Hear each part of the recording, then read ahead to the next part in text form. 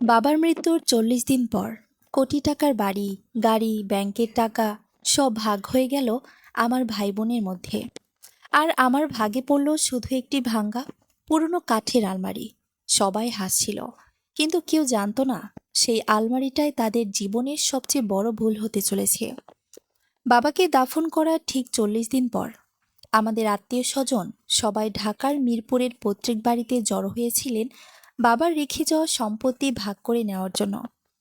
Drawing রুমে বসেই তারা একে একে বাবার ধানমন্ডির বাড়ি, তার টোয়োটা এলিয়ন গাড়ি, ব্যাংকে জমা থাকা টাকা আর আমার দাদির সোনার গয়না ভাগ করে দিলেন, যেন আমি সেই ঘরেই বসে নেই। শেষ পর্যন্ত যখন আমার কথা মনে পড়ল, তখন বাকি ছিল শুধু একটি পুরনো লাল রঙের কাঠের আলমারি। রং প্রায় উঠে গেছে, একটি পা ভাঙা, নিচে একটি ইট দিয়ে কোনো মতে দাঁড় করিয়ে রাখা হয়েছে। আমি শুধু হেসে বললাম, আলমারিটাই আমি নেব। বাবা মারা গেছেন আজ ঠিক ৪০ দিন। মৃত্যুর আগে তিনি টানা ৭৩ দিন ঢাকা মেডিকেল কলেজ হাসপাতালে ভর্তি ছিলেন। এই ৭৩ দিনে আমি অসংখ্যবার ফোন করেছিলাম আমার বড় ভাই রাশিদকে। প্রতিবার সে বলতো, অফিসে অনেক চাপ, গুলশান থেকে বের হতে পারছি না। বড় বোন নীলাকেও ফোন করেছিলাম। সে বলতো, বাচ্চাদের রেখে হাসপাতালে থাকা সম্ভব না। এক রাতের জন্য তারা হাসপাতালে থাকেনি। আমি ছিলাম টানা ৭৩ রাত হাসপাতালের করিডোরের শক্ত প্লাস্টিকের চেয়ারে একটা চাদর বালিশ বানিয়ে ঘুমিয়েছিলাম। প্রতি মুহূর্তে বাবার কেবিনের দরজার দিকে তাকিয়ে থেকেছি।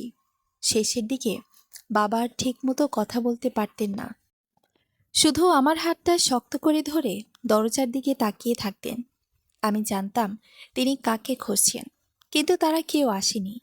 বাবা মারা যাওয়ার পর মা প্রথম ফোন করেছিলেন রাশিদকে।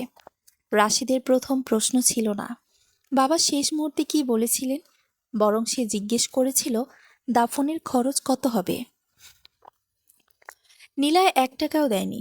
কাফন, জানাজা, মিলাদ, কবর সব মিলিয়ে প্রায় ৩২ লাখ টাকা আমি নিজের সঞ্চয় থেকে খরচ করেছিলাম। বহু বছরের জমানো টাকা। প্রতিটি খরচ আমি একটি ছোট নোটবুকে লিখে রেখেছিলাম। কারো কাছে টাকা চাইব বলে নয়। আমি জানতাম একদিন সবাই এমন অভিনয় করবে যেন কিছুই ঘটেনি। আর সেদিন ঠিক তাই হলো।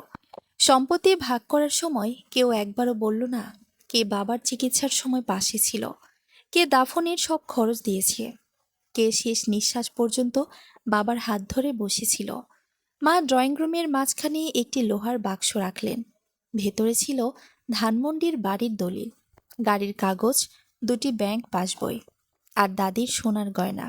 রাশেদ তার স্ত্রী তানিয়াকে নিয়ে এক পাশে বসে, নীলা তার স্বামী সোহেলের পাশে, আমি পুরনো সোফার এক কোণে, যেখানে ছোটবেলা থেকেই আমাকে বসানো হতো। মা বাক্স খুলে বললেন, রাশিদের সংসারের খরচ বেশি, বাড়িটা ওই পাবে। এক মুহূর্তেই বাবার কোটি টাকার বাড়ি ভাইয়ের নামে চলে গেল। রাশিদ শুধু মাথা নাড়ল, যেন আগেই জানতো। এরপর মা গাড়ির কাগজ নীলার হাতে দিলেন। তোর বাচ্চাদের স্কুলে আনা নেওয়া করতে সুবিধা হবে। নীলা হাসল। এরপর ব্যাংকের টাকা, ৮,৫০,০০০ টাকা রাশিদের, ১৪ লাখ টাকা নীলার। এরপর দাদির সব সোনার গয়নাও নীলার হাতে তুলে দিলেন মা। আমি চুপচাপ বসে রইলাম। ২ কোটিরও বেশি টাকার সম্পত্তি মুহূর্তে ভাগ হয়ে গেল। কেউ একবারও আমার নাম উচ্চারণ করল না। শেষে মা আমার দিকে তাকালেন, ঘরের এক কোণে আঙ্গুল দেখিয়ে বললেন, ওটাই তোর জন্য আছে। আমি তাকালাম। বাবার সেই পুরনো লাল আলমারি, রং উঠে গেছে, এক পা ভাঙা, নিচে একটা ইট। ভাবি তানিয়া হেসে বলল, ওটা নামাতে গিয়ে ভেঙে যাবে। নীলা মুখ বাঁকিয়ে বলল, ওটা বাসায় নিলে ঘরটায় নষ্ট লাগবে। মা সেই চেনা দৃষ্টিতে আমার দিকে তাকালেন। ছোটবেলা থেকে যখনই আমাকে কম দিয়ে বুঝিয়ে দিতে চাইতেন, ঠিক এই চোখেই তাকাতেন। তিনি বললেন, তুই তো ছোট ছেলে, এত লোভ করিস না। লোভ? আমার হাসি পেল। রাশেদ সবসময় বাড়ির গর্ব ছিল। নীলা ছিল সবার আদরের মেয়ে, আর আমি সবসময় মানিয়ে নেওয়ার মানুষ। রাশেদের জন্য দামি কোচিং, নীলার জন্য নতুন নতুন জামা, আর আমি পড়েছি পুরনো বই কিনে। বিশ্ববিদ্যালয়ে পড়ার সময় টিউশনি করে নিজের খরচ চালিয়েছি। চাকরি পাওয়ার পর নিজের সঞ্চয় থেকে রাশেদকে ফ্ল্যাটের ডাউন পেমেন্টের জন্য টাকা ধার দিয়েছিলাম। আজ 8 বছর হয়ে গেছে, 1 টাকাও ফেরত দেয়নি। যখনই প্রতিবাদ করেছি, মা একই কথা বলেছেন, পরিবারে কেউ হিসাব রাখে না। কিন্তু সেদিন আমি মনে মনে হিসাব করলাম, ধানমন্ডির বাড়ির রাশিদের, গাড়ি, টাকার গয়না নীলার, আর আমার ভাগে একটি ভাঙ্গা আলমারি। আমি ধীরে ধীরে আলমারির কাছে গেলাম, হাতে ছুঁয়ে দেখলাম উঠে যাওয়া লাল রং। এই আলমারিটাকে আমি ছোটবেলা থেকেই চিনি। বাবার পাঞ্জাবি, পুরনো লুঙ্গি, কিছু যন্ত্রপাতি, পুরনো খবরের কাগজ, সবকিছু এখানেই থাকতো। ছোট ছোট কিছু বাক্সও ছিল, যেগুলো কেউ কখনো খুলে দেখেনি। আমি নিচু হয়ে ভাঙা পায়ের নিচে ইটটা সরিয়ে দিলাম। আলমারিটা কেঁপে উঠল। আমার চাচা কামাল, যিনি এতক্ষণ চুপচাপ ছিলেন, কপাল কুঁচকালেন। নীলা তখনও ফোন স্ক্রল করছে। তানিয়া আবারও হেসে উঠল। কিন্তু আমি মায়ের দিকে তাকাতেই থমকে গেলাম। এক মুহূর্তের জন্য তার মুখের অভিব্যক্তি বদলে গেল। সেটা বিরক্তি ছিল না, রাগও ছিল না, ওটা ছিল ভয়। ঠিক তখনই আমি বুঝে গেলাম, এই আলমারির সঙ্গে এমন কিছু জড়িয়ে আছে যা মা কোনোভাবেই চান না আমি জানতে পারি। আমি সোজা হয়ে দাঁড়ালাম, ঘরের বাইরে একবার দেখে শান্ত গলায় বললাম, ঠিক আছে, আলমারিটাই আমি নেব। কেউ আমাকে সাহায্য করতে এগিয়ে এলো না। রাশেদ নিশ্চিন্তে চা খেতে লাগলো। নীলা আবার ফোনে ব্যস্ত হয়ে গেল, আর মা বারান্দায় দাঁড়িয়ে চুপচাপ আমার দিকে তাকিয়ে রইলেন। আমি আর চাচা কামাল মিলে আলমারিটা নিচে নামিয়ে ভাড়া করা পিকআপে তুললাম। পুরো সময় মা বারান্দায় দাঁড়িয়েছিলেন। তার চোখে ছিল অদ্ভুত এক আতঙ্ক, যেন তিনি মনে মনে চাইছিলেন আমি সিদ্ধান্তটা বদলে ফেলি। কিন্তু আমি বদলাইনি, কারণ অনেক সময় যেটাকে সবাই মূল্যহীন মনে করে, সেটাই হয়ে ওঠে সবচেয়ে মূল্যবান উত্তরাধিকার। 2 দিন ধরে আলমারিটা আমার এক রুমের ছোট্ট ভাড়া বাসায় পড়েছিল। আমি একবারও সেটা খুলিনি। নিজেকে বুঝিয়েছিলাম অনেক ক্লান্ত, ধুলোবালি পরিষ্কার করতে ঝামেলা হবে। কিন্তু সত্যিটা ছিল অন্য। আমি ভয় পাচ্ছিলাম মাকড়সা বা তেলাপোকাকে নয়। আমি ভয় পাচ্ছিলাম যদি আলমারির ভেতরে কিছুই না পাই, যদি এটাও প্রমাণ হয়ে যায় যে বাবা সত্যি আমার জন্য মূল্যবান কিছু রেখে যাননি। 3য় দিনের সন্ধ্যায় অফিস থেকে ফিরে শার্ট খুলে আলমারির সামনে দাঁড়ালাম। আমি একটি মোবাইল ফোন কোম্পানির মার্কেটিং বিভাগে চাকরি করি। সারাদিনের ক্লান্তি নিয়ে বাসায় ফিরলেও সেদিন আর নিজেকে আটকা রাখতে পারলাম না। আমার ছোট্ট ড্রয়িং রুমে আলমারিটাকে আরও বেশি করুণ লাগছিল। লাল রং প্রায় পুরোপুরি উঠে গেছে, ভেতরের ফ্যাকাশে কাঠ দেখা যাচ্ছে। ভাঙা পায়ার নিচে সেই ইটটা এখনো রাখা। দরজাগুলো ঠিকমতো বন্ধ হয় না। আমি হাত বাড়িয়ে হাতলটা ধরলাম। অদ্ভুতভাবে কাঠটা উষ্ণ লাগছিল। ধীরে ধীরে দরজা খুললাম। কর্মর শব্দ তুলে দরজাটা খুলে গেল। ভেতরে ঠিক যেভাবে মনে হয়েছিল, বাবার 3টি পুরনো পাঞ্জাবি ঝুলছে, বহু বছরের ব্যবহার। তবুও যেন এখনো বাবার পরিচিত আতরের গন্ধ লেগে আছে। আমার চোখের সামনে ভেসে উঠল প্রতি শুক্রবার দুপুরে বাবা ড্রয়িং রুমে বসে টেলিভিশনে খবর দেখছেন। নিচের তাকে সুন্দর করে ভাঁজ করে রাখা ছিল তার পুরনো চেক শার্টগুলো, যেগুলোর পরে তিনি একসময় গাবতলীর ওয়ার্কশপে কাজ করতেন। অবসরের পরও মাঝে মধ্যে সেগুলো পরতেন। আমি একে একে সব কাপড় বের করতে শুরু করলাম। 1টা, 2টো, 3টা, সব মেঝেতে রেখে দিলাম। তার নিচে ছিল অনেকগুলো পুরনো সংবাদপত্র, প্রথম আলো, ইত্তেফাক, কালের কণ্ঠ, কিছু পত্রিকার তারিখ দেখে অবাক হয়ে গেলাম। 20 বছরের পুরনো। আমি ধীরে ধীরে সেগুলো সরিয়ে রাখলাম। তখনই চোখ পড়ল পেছনের দিকে লুকিয়ে রাখা 5টি ছোট বাক্স, জুতার বাক্স, যেন ইচ্ছে করে কেউ সেগুলো আড়ালে রেখেছিল। প্রথম বাক্সটা হাতে নিলাম, হালকা। খুলতে দেখি বাবার পুরনো রেঞ্চ, স্ক্রু ড্রাইভার, হাতুড়ি আর নানা যন্ত্রপাতি। মরিচা পড়ে গেছে, তবু এগুলো চিনতে ভুল হলো না। এই যন্ত্রপাতি দিয়েই বাবা একসময় মানুষের গাড়ি মেরামত করতেন, অনেকের কাছ থেকে টাকা নিতেন না। এই হাতিয়ারগুলোই আমাদের সংসার চালিয়েছে কঠিন সময়ে। আমার অজান্তেই ঠোঁটে হাসি ফুটে উঠল। বাক্সটা পাশে রাখলাম। দ্বিতীয় বাক্সটা তুলতেই বুঝলাম এটা ভারী। খুলতে আমি স্তব্ধ। অসংখ্য ছবি, সাদা কালো রঙিন, অনেক পুরনো। বাবার তরুণ বয়সের ছবি, মায়ের হাসি মাখা মুখ, বড় ভাই রাশেদ ছোট্ট শিশু, বড় বোন নীলা হাঁটতে শিখেছে, আর আমি বাবার কোলে বসে আছি। এই ছবিগুলো আমি কোনোদিন দেখিনি। মা সবসময় বলতেন, বাসা বদলের সময় সব ছবি হারিয়ে গেছে। তাহলে এগুলো এখানে এলো কিভাবে? একটি জুতার বাক্সে, সেই আলমারির ভেতরে, যেটা কেউ নিতে চায়নি। গভীর নিঃশ্বাস নিয়ে তৃতীয় বাক্সটা খুললাম। এটা সবচেয়ে ভারী ছিল। ভেতরে একটি পুরনো বাদামি তোয়ালে। তোয়ালেটা খুলতে বেরিয়ে এলো চামড়ায় মোড়ানো একটি ডায়েরি, গাঢ় বাদামি রং, কণাগুলো ক্ষয়ে গেছে। মলাটে সোনালি অক্ষরে লেখা মোহাম্মদ আব্দুল করিম, বাবার পুরো নাম। আমি ডায়েরি খুললাম। প্রথম পাতার তারিখ জানুয়ারি 1985। আজ রাশেদকে প্রথম সাইকেল কিনে দিলাম। ও আনন্দে কেঁদে ফেলেছিল। আমি বলেছিলাম ছেলেরা উপহার পেয়ে কাঁদে না, অথচ ভেতরে ভেতরে আমি নিজেও কেঁদেছিলাম। এই সাইকেল কিনতে 8 মাস টাকা জমাতে হয়েছে। আমি পরের পাতা উল্টালাম। নীলা স্কুলের অনুষ্ঠানের জন্য নতুন জামা চেয়েছিল। বলেছি আগামী মাসে দেব। সে কিছু বলেনি, শুধু চুপচাপ নিজের ঘরে চলে গেছে। আমি ওদের সব ইচ্ছা পূরণ করতে পারি না, এই কষ্টটা কেউ বোঝে না। আরও একটি পাতা। তারপর আমার বুক ধক করে উঠল। তোমার মা বলে আমি সন্তানদের বেশি আদর করি। রাশেদকে শক্ত হতে হবে, নীলাকে ভদ্রমেয়ে হতে হবে। কিন্তু আমার ছোট ছেলে, আমার শুভ, আজ সে আম গাছ থেকে পড়ে গিয়েছিল। তাকে কোলে নিয়ে বুঝলাম সে আমার মতোই জেদি, কিন্তু তার হৃদয় খুব নরম। এই পরিবারে যদি কেউ একদিন টিকে থাকে, সেই থাকবে। আমি বাক্যটা বারবার পড়লাম। এই পরিবারে যদি কেউ টিকে থাকে, সেই থাকবে। তারপর পড়তেই থাকলাম। বছর পর বছর ধরে লেখা, রাশেদের কলেজে ভর্তি হওয়ার গল্প, নীলার এসএসসিতে ভালো ফল, আমার বিশ্ববিদ্যালয়ের ভর্তি হওয়ার দিন, সবই লেখা। আজ আমার শুভ ঢাকা বিশ্ববিদ্যালয়ে ভর্তি হয়েছে। আমি ওকে বলেছি আমি খুশি, কিন্তু সত্যিটা পুরো বলতে পারিনি। আমার ছেলে নিজের পরিশ্রমে এত দূর এসেছে। পুরনো বই কিনে পড়েছে, কখনো অভিযোগ করেনি। ইস, যদি ওকে আরও কিছু দিতে পারতাম। আমার হাত কাঁপছিল, চোখ ঝাপসা হয়ে আসছিল। চতুর্থ বাক্স খুললাম। ভেতরে বিভিন্ন কাগজপত্র, জন্মসনদ, বিয়ের কাবিননামা, আর একদম নিচে একটা মোটা খাম। খাম খুলতেই কয়েকটি জমির দলিল বেরিয়ে এলো। কেরানীগঞ্জে একটি জমি। বাবা 12 বছর আগে কিনেছিলেন। কাউকে কিছু জানাননি, না মাকে, না রাশেদকে, না নীলাকে। আজ প্রথম আমি জানলাম।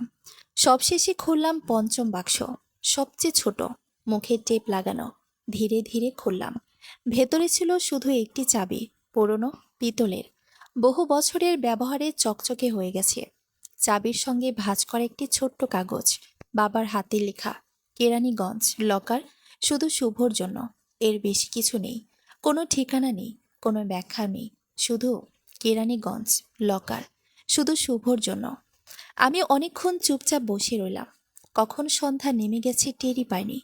হঠাৎ মায়ের সেই দিনের মুখটা মনে পড়ল, যেদিন আমি আলমারিতে হাত দিয়েছিলাম। এক মুহূর্তের জন্য তার চোখে ভয়ের ছায়া দেখেছিলাম। এবার বুঝলাম তিনি হয়তো দাড়ির কথা জানতেন না, জমির দলিলের কথাও না, কিন্তু চাবিটার কথা তিনি জানতেন। তিনি জানতেন বাবা কোথাও কিছু লুকিয়ে রেখেছেন, আর সেই চাবিটাই তিনি খুঁজছিলেন। আমি চাবিটা শক্ত করে মুঠোর ভেতর চেপে ধরলাম। তারপর রান্নাঘরে গিয়ে 1 গ্লাস পানি খেলাম। ভাবতে লাগলাম, রাশিদ এখন নিশ্চয়ই ভাবছে সবকিছু সে জিতে নিয়েছে। নীলা মনে করছে দাদির গহনাই সবচেয়ে বড় সম্পদ। আর মা, তিনি ভেবেছিলেন আমি শুধু একটি ভাঙা আলমারি নিয়ে চলে যাচ্ছি। তিনি ভুল ছিলেন, কারণ চাবিটাই আসল সম্পদ নয়, এটা কেবল শুরু।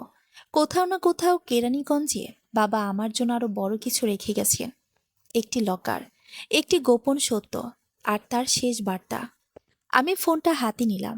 আমার বন্ধু রাকিবকে কল দিলাম। সে কেরানীগঞ্জেই থাকে। রাকিব, তোর একটা সাহায্য লাগবে। কি হয়েছে? কেরানীগঞ্জে পুরনো কোনো বাড়ি বা গোদাম আছে যেখানে একটা লকার থাকতে পারে? কিছুক্ষণ নীরব থেকে সে হেসে বলল, ভাই, কেরানীগঞ্জে এমন জায়গা অনেক আছে। একটু বিস্তারিত বল। আমি হাতের চাবিটার দিকে তাকালাম। তারপর ধীরে বললাম, সেটাই তো খুঁজে বের করতে হবে। ফোন রেখে জানালার কাছে নিজের প্রতিচ্ছবি দেখলাম। বাবা মারা যাওয়ার পর এই প্রথম নিজেকে একা লাগছিল না। মনে হচ্ছিল তিনি এখনো আমার সঙ্গে কথা বলছেন। একটি ভাঙা আলমারির ভেতর থেকে। 5টি পুরনো বাক্সের ভেতর থেকে আমি সব কিছু গুছিয়ে রাখলাম। চাবিটা পকেটে রাখলাম। নিজেকে কথা দিলাম, আগামীকাল সূর্য ডোবার আগেই আমি কেরানীগঞ্জে পৌঁছে যাব। আমি সেই লকার খুঁজে বের করব আর জেনে নেব বাবা আসলে আমাকে কি জানাতে চেয়েছিলেন। কারণ কিছু সত্য কখনো মাটির নিচে চাপা থাকে না। আর সব উত্তরাধিকার বাড়ি, গাড়ি কিংবা টাকায় মাপা যায় না। কিছু উত্তরাধিকার শুধু সত্যের মধ্যে লুকিয়ে থাকে। আর বাবা সেই সত্যটাই আমার হাতে তুলে দিয়ে গেছেন। চাবিটা পাওয়ার ঠিক 6 দিন পর আমি কেরানীগঞ্জের একটি পরিত্যক্ত বাড়ির সামনে দাঁড়িয়েছিলাম। আমার বন্ধু রাকিব তার পুরনো মাইক্রোবাসে করে আমাকে সেখানে নিয়ে এসেছিল। বাড়িটা ছিল ছোট্ট একতলা, চারদিকে ঝোপঝাপে ঢাকা। পেছনে কয়েকটি পুরনো গ্যারেজ আর গুদাম ঘর। মনে হচ্ছিল বহু বছর ধরে এখানে কেউ থাকেনি। ছাদের কিছু অংশ ভেঙে পড়েছে, জানালাগুলো কাঠ দিয়ে আটকানো। কিন্তু আশ্চর্যের বিষয়, সামনের দরজায় হাত দিতেই সেটা সহজেই খুলে গেল। মনে হলো দরজার কবজায় খুব বেশি দিন আগে তেল দেওয়া হয়েছে। আমি ধীরে ধীরে ভেতরে ঢুকলাম। চারদিকে ধুলো আর মাকড়সার জাল, তবু মেঝেটা একেবারে পরিষ্কার। ঘরের ঠিক মাঝখানে সাদা চাদর দিয়ে ঢাকা একটি বড় লোহার লকার, পুরনো মরিচা ধরা, কিন্তু অক্ষত। আমার বুক ধড়ফড় করছিল। আমি হাঁটু গেড়ে বসে চাদরটা সরালাম। লকারের দরজায় একটি মাত্র তালা, পুরনো ধাঁচের। আমি পকেট থেকে বাবার রেখে যাওয়া চাবিটা বের করলাম। হাত কাঁপছিল, তবু তালায় ঢুকিয়ে ঘোরালাম। ঠিক একটি শব্দ হলো, তালা খুলে গেল। আমি ভারী দরজাটা টেনে খুললাম।